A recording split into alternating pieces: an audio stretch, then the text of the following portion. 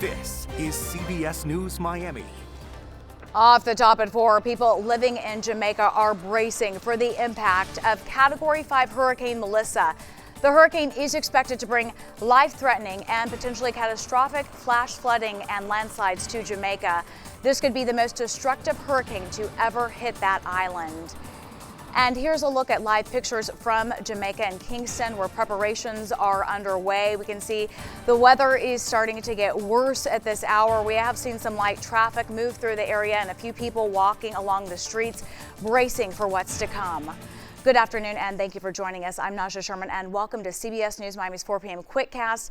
Next Weather Chief Meteorologist and Hurricane Specialist Ivan Cabrera has been tracking Melissa, and this is a recipe for disaster. It really is just a monster of a storm. You know, the hurricane hunters that fly into this, the last mission they went in there, 175-mile-an-hour winds, they had to turn back because the turbulence was so strong. That tells you something with Melissa here. A Category 5 storm, the likes of which Jamaica hasn't seen in a very long time. 1988, Gilbert was a 140-mile-an-hour storm. This is a 175-mile-an-hour Category 5 storm, and the track just continues to have it moving towards Jamaica. Over the last several hours, we've been noticing, Dave Warren and I, the Weather Center, beginning to see that turn right towards the north. So a movement, it's still very slow. That's been the thing with Melissa.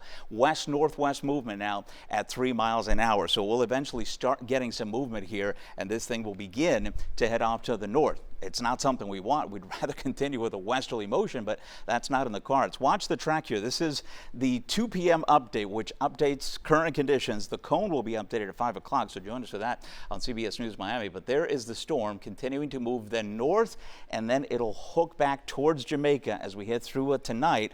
The winds are not going to let up. This is going to be a Category 5 landfall. There's just nothing in its way to really weaken it. The only thing that weakens it now is internal structure changes that it goes through, and I don't see that happening before it goes in. So there is the forecast, and then you see it continuing to move to the northeast, and we say multiple landfalls because Cuba will have a secondary landfall. Despite the mountainous terrain in Jamaica, it's still going to be a very strong hurricane as it approaches major hurricane places like Santiago de Cuba into Guantanamo, and then this eventually heads back towards the islands here into the Bahamas, where we could have additional landfalls there if the center of circulation crosses through one particular line. And kind of a close-up, a cone, if you will, of what's to come over the next 12 to 24 hours.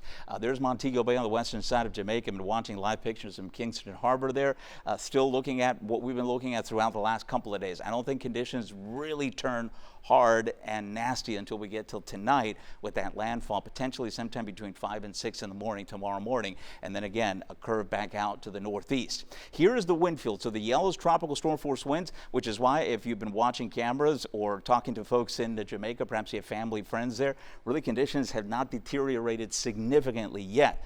It's when the core comes in, and that'll happen sometime tonight, overnight into the very early part of tomorrow. Now, this is where the hurricane winds are, but on the eastern side of it, that's where the push of water goes into Kingston Harbor, and that's when we're looking at the potential for really just catastrophic storm surge, along with the fact that it's going to be raining incredibly here, 20, 30 inches of rainfall, and all that water coming down the mountains into the bays there. So that's going to be one of the major threats. And then again, eventually this heads up to Cuba. This is now heading into Tuesday afternoon, Tuesday night, and Wednesday we reemerge back over the Bahamas. So that's the latest. Again, we'll have a new cone coming up at 5 o'clock. We hope you join us for that. As far as your local forecast, I tell you what, I'll leave you with the 7-day forecast. It is going to be quiet as can be around here. Temperatures dropping. That's going to be our big change, with very cool temperatures coming in on the backside of Melissa. This is part of why that system is headed, thankfully, away from the United States. Naja? Ivan, thank you. And taking a live look at pictures again from Kingston, people in Jamaica are about out of time to prepare for what's to come. CBS News Miami's Jason Allen is in Kingston, where people are bracing for the worst. Jamaicans are boarding up homes and businesses and collecting last-minute supplies and food. Particularly, I was hoping to get some bread, but the shelves are empty. Hurricane Melissa grew into a monster storm as it churned in the Caribbean over the weekend, headed toward Jamaica. The National Hurricane Center warns it will likely cause life-threatening flash flooding and landslides. There is a lot of rainfall that is projected. We all have to be very, very careful and be prepared for the worst. Melissa is expected to be the strongest storm in history to hit this island. Even these early winds, we've already seen some of the metal roofing on homes and structures start to lift and flap in the wind, and some of these areas may see as much as 3 feet of rain. I think this one is different.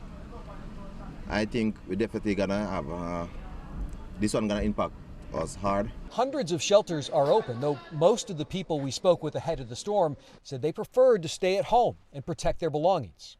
No, we're not going to go anywhere. Just sitting down and watch everything, make sure everything is working good. The storm has already been deadly, moving over Haiti and the Dominican Republic.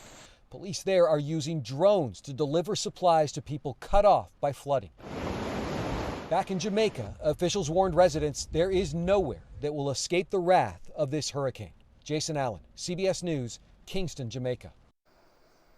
If you want to help people impacted by Hurricane Melissa, you can drop off much needed supplies in Miramar. Here's a list of drop-off locations. Officials are looking for tarps, sleeping bags, gloves, non-perishable food items, and more. South Florida is stepping up to help our neighbors in the Caribbean. They're packing up supplies to send to people impacted by the storm.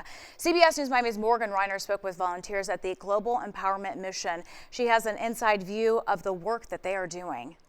I'm going to step out of the way so that you can see the volunteers that are here hard at work putting together the care packages. Jem says that they have thousands ready to go to Jamaica as soon as they get the all clear.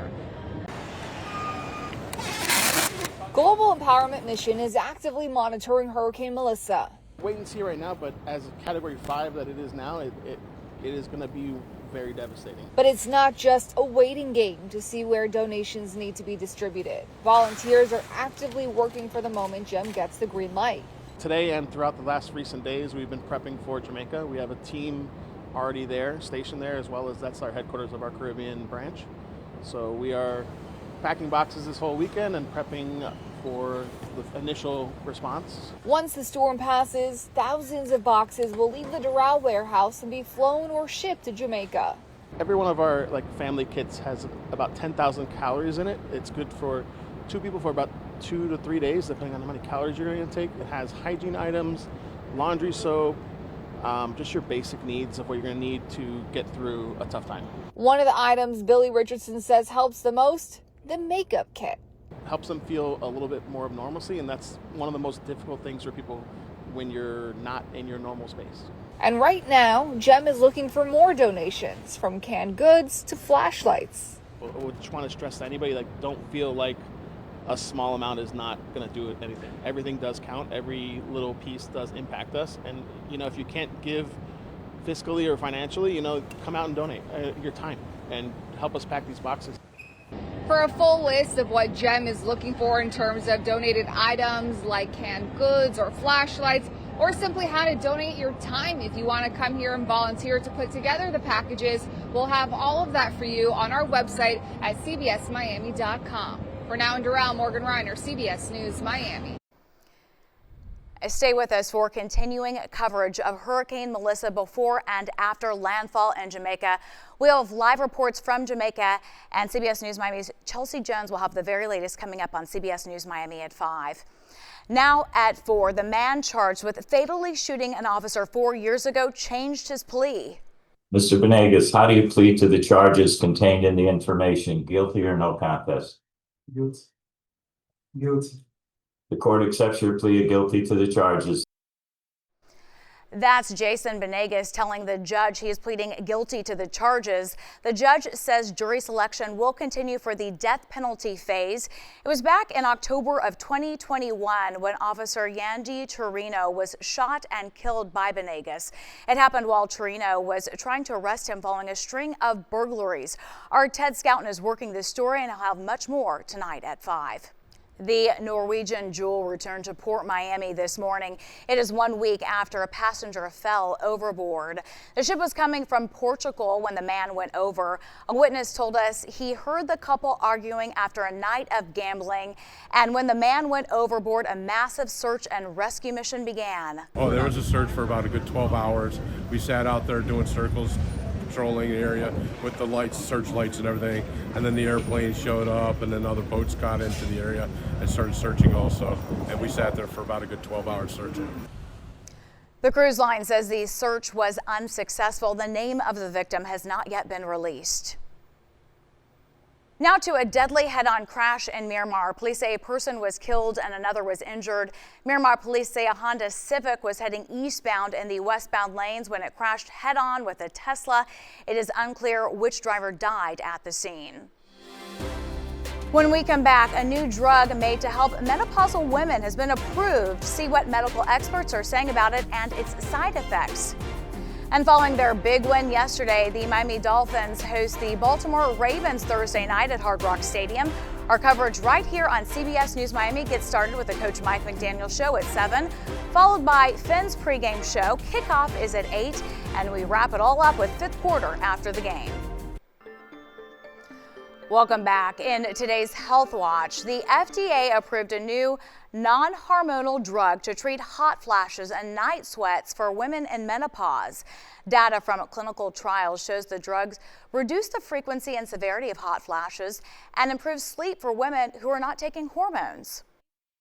It makes sense that it would help with symptoms like hot flashes, and a lot of the sleep disturbances that women experience during menopause are related to temperature dysregulation as well.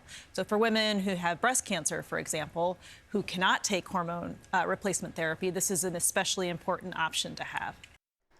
The drug comes with side effects, include headache and fatigue. Finally at 4, a mega jackpot is up for grabs tomorrow night. The Mega Millions jackpot is now at $714 million. The next drawing is tomorrow night, and you can watch for those winning numbers on CBS News Miami at 11. And that does it for your CBS News Miami Quickcast. I'm Naja Sherman. Stay tuned for more news right here on CBS News Miami, and have a great day.